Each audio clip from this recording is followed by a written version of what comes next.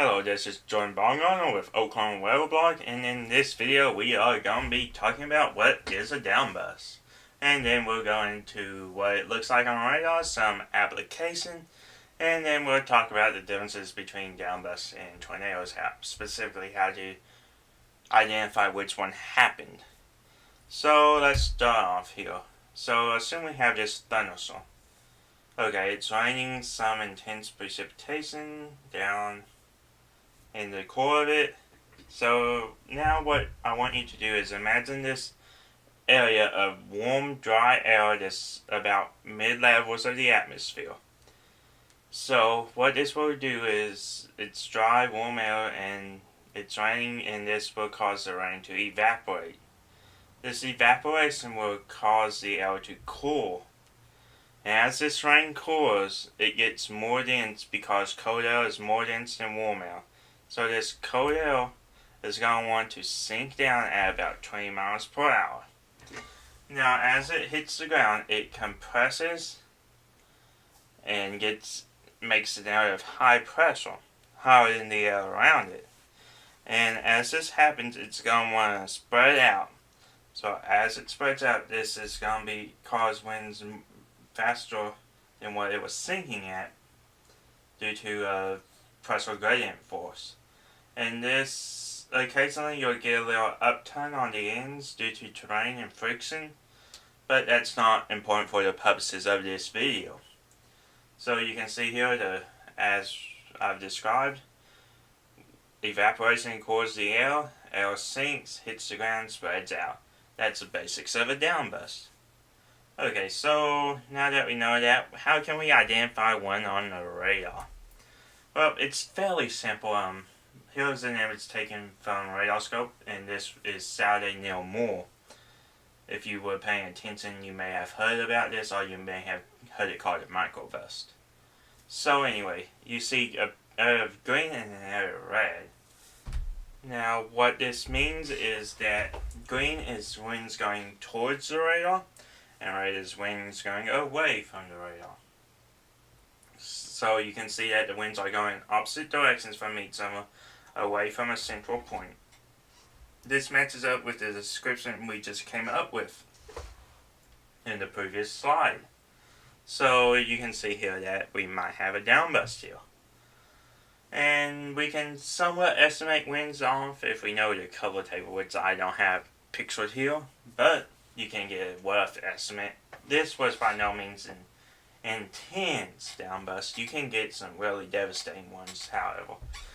Okay, now that we got that taken care of, we are going to talk about microbursts and macrobursts. Both of these are types of downbursts, but as you can guess, microbursts are smaller than macrobursts. So now you can see a microburst is over an area of 2.5 miles or less.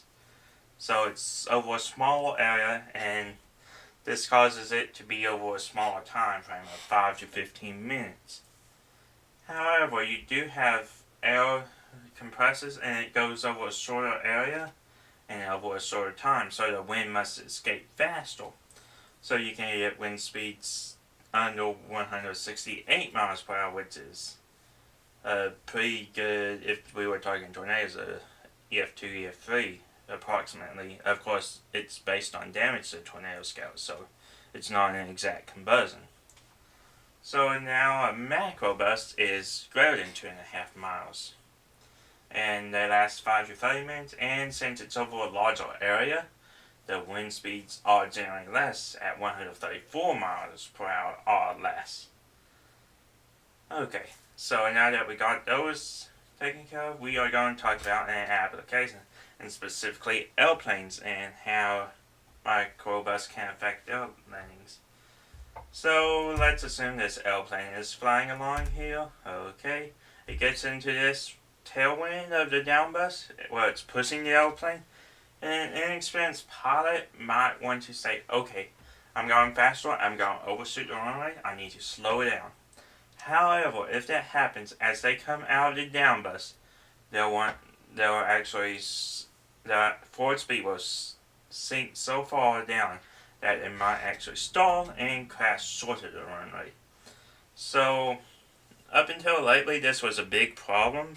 The meteorologists and pilots had to work together to figure this out, and this is what they came up with. So, this is why many airports now have many meteorologists to protect against these, and predict. However, there is a caveat when predicting downbursts.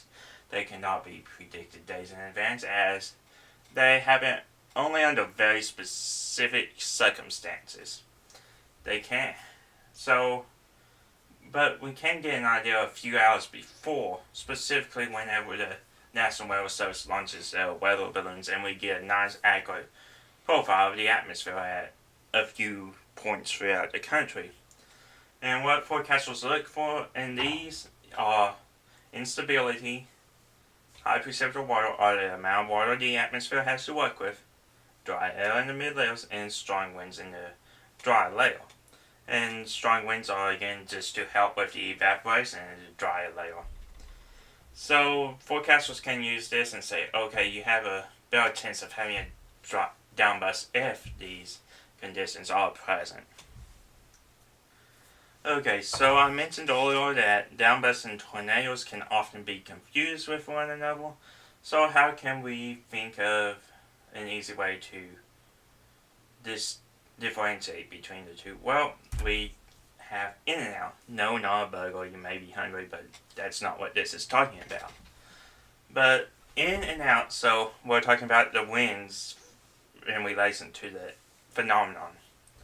So a tornado is an area of low pressure.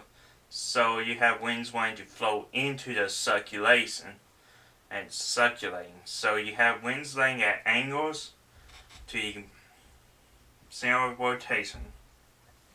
So if you see wind, the breeze kind of swirled, that's an indication that you might have had a tornado there. However, a downburst is just winds hitting the ground and spreading out. So the debris typically lay in a fairly straight line away from the center point of the downburst. And this is what meteorologists look for in the field when they go out and survey these different locations. So, next time, if you hear a downburst, hear somebody say a tornado, and you haven't heard of any things confirming it was a tornado, it actually may have been a downburst, because downbursts can actually cause more damage in a lot of cases than a tornado can. And downbursts are much more common than tornadoes. In fact, downbursts happen about 10 times more frequently than tornadoes do. However, most of them aren't as high end, but still cause plenty of damage. Alright, that does it for this video. Don't forget to connect with us on Facebook, Twitter, YouTube, and our website. Thank you for watching. This has been an Oklahoma Weather Blog video on Downbursts.